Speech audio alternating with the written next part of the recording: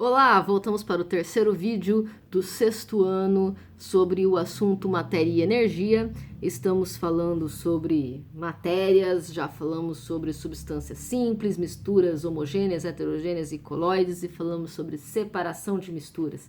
Só para fazer um adendo, a água da sua casa é tratada? Espero que seja. É muito importante o tratamento de água para que a gente não pegue determinadas doenças. O tratamento de água, ele livra a gente de muita doença, muita doença, muita doença.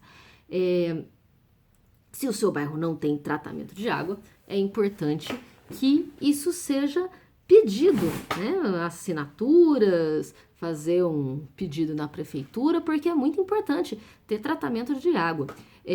Um monte de separação de mistura acontece no tratamento de água.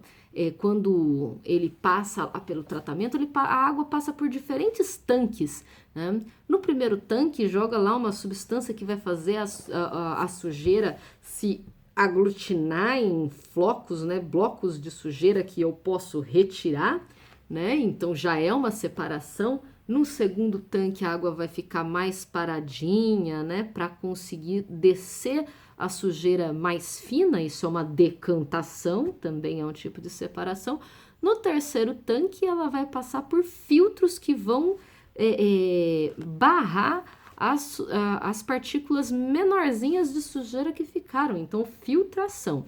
Mesmo depois de tudo isso, né? Aí algumas pessoas falam, nossa, dá para fazer algumas coisas em casa, né? Pega a água suja, deixa decantar a terra, tira a água de cima, passa por um filtro. Como é que é feito o filtro? Aí vai descobrir que o filtro lá é cascalho grosso, cascalho fino, areia grossa, areia fina. Aí tem gente que coloca uns algodões, né, em alguns feitos caseiros e tal, e vai ser uma água super limpa. Posso beber? Não. Não, pelo amor de Deus, não. Aquela água ainda pode ter micro-organismos que trazem doenças gravíssimas, né? Então, no tratamento de água, eles têm ali a quantidade correta de cloro para colocar para matar esses tipos de micro-organismos. Por isso que o tratamento de água é tão importante, né? Então, só um adendo aqui, né, que ficou faltando aí falar sobre separação de misturas, que o vídeo já estava muito longo, mas que é muito importante saber disso. Agora, esse próximo vídeo é para falar sobre transformações químicas, né? Então, o que é uma transformação química? Existem transformações diversas, existem outros tipos de transformações na natureza. Por exemplo, quando o gelo derrete, é uma transformação? É uma transformação, mas é uma transformação física, porque continua sendo água. É água na forma de gelo, é água na forma de líquido, quando evapora, é água na forma de vapor. Isso é uma transformação física.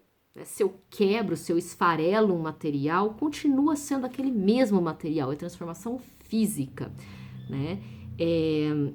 Transformação química é quando eu junto certos materiais e eles se transformam em outra coisa que não existia antes, né? Então, por exemplo, nas misturas, se eu misturo água com sal, a água continua sendo água e o sal continua sendo sal. Tanto é que eu consigo fazer a separação, a gente viu no vídeo anterior, eu consigo separar a água do sal. Então não houve transformação química aqui, não teve reação química aqui. Reação química é quando os materiais se modificam. Por exemplo, quando eu queimo lenha, né, boto uma lenha naqueles filmes que tem lareira, meu sonho de consumo hoje era uma lareira aqui na minha casa, que é minúscula, não ia caber, mas tudo bem, né? Só fantasiando aqui. Lareira, coloco a madeira lá para queimar, ela vai queimar, vai formar gás carbônico, né, que sobe lá o gás, vai formar cinza, vai formar fuligem e a madeira, se ela queimar perfeitamente, ela chega a formar carvão. Carvão é carbono puro. Só carbono, aquela coisa preta, né? É carbono. Então, não é mais o material da madeira, é outra coisa. Eu não consigo mais transformar de volta. Então, isso é uma transformação química. Eu não consigo ter de volta aquilo que eu tinha antes. Fez um bolo. Bolo é uma transformação química. Assou o bolo, eu não consigo mais a massa crua de volta. Eu não consigo mais tirar o ovo dali, eu não consigo mais tirar a farinha dali. Não tem jeito, né? Teve transformações químicas ali. Então, transformação química, quando eu junto dois materiais, eles se transformam em outra coisa que não tinha antes, ok? Isso é transformação química.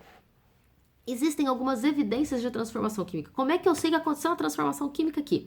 Então, algumas pistas, né? A gente chama de evidências. Vamos lá para essas evidências. Produção de luz e calor. Então, eu tenho um botijão de gás, dentro dele tem um tipo de gás, né? O butano. E aí, a hora que eu acendo o meu fogão, né? Ou aquele negocinho de fazer estalinho, ou um fósforo, seja lá o que for, vai... aquele gás que estava saindo da boca do meu fogão vai começar a pegar fogo. Então, o fogo, ele me transmite luz e transmite calor. Aquele fogo está sendo a transformação do gás butano em gás carbônico, outros gases, outra coisa. Não volta mais a ser butano. Então, a luz e o calor me mostram que está tendo uma reação química ali. Muita gente fica achando que reação química, fala reação química, pensa naquele desenho animado com uma explosão dentro de um laboratório, né? Mas nem toda reação química explode, nem toda reação química esquenta, né? Nem toda reação química produz luz, fogo, nada, né? Muita transformação química tem transformação química que esfria. Eu já fiz o experimentozinho na escola que eu misturei lá no vulcãozinho. O que eu misturei? Gás carbônico e vinagre. Juntei os dois lá e aí o que formou? Borbulhou tudo, subiu, saiu um vaporzinho e teve gente que botou a mão e falou, mas esfriou.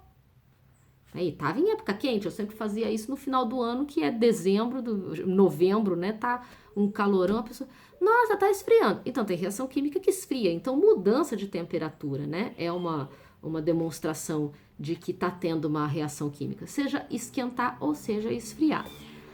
Formação de sólido é outra pista.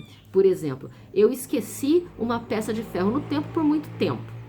No ar aí, lá fora, choveu e tal. O que acontece? Forma ferrugem. O que é ferrugem? Eu tinha o ferro, ele reagiu com o oxigênio do ar, e aí foi uma substância que não é nem ferro nem oxigênio, é a ferrugem. A ferrugem é chamada, o nome científico, né? Óxido de ferro.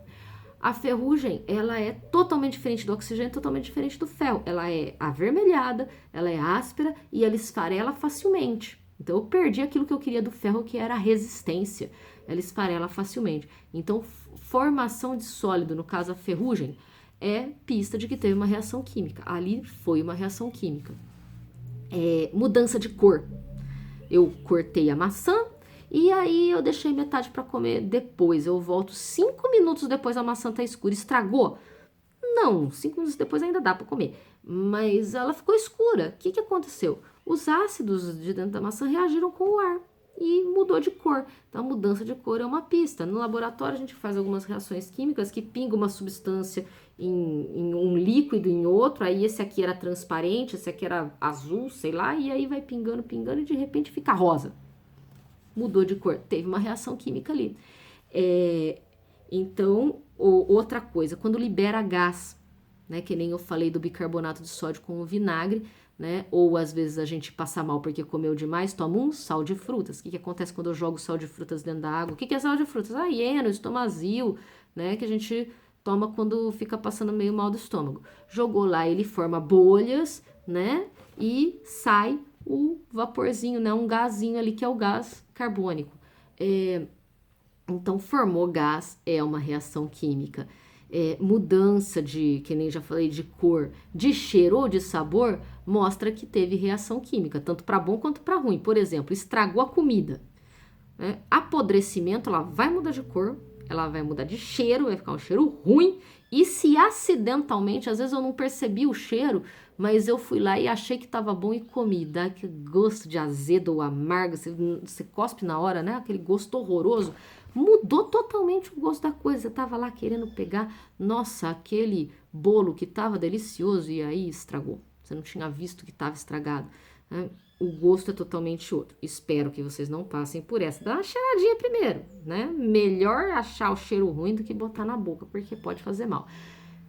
Pra bom também, quando eu asso o bolo, como eu falei do bolo, né? A gente sente aquele cheirinho que é diferente do cheiro de massa crua e eu sinto o gosto que é diferente do gosto de massa crua, porque ali aconteceram reações químicas que transformaram na hora de assar aquela massa, que era só uma mistura de coisas, em outras substâncias diferentes que me deram o cheiro e o sabor do pão ou do bolo, que são diferentes.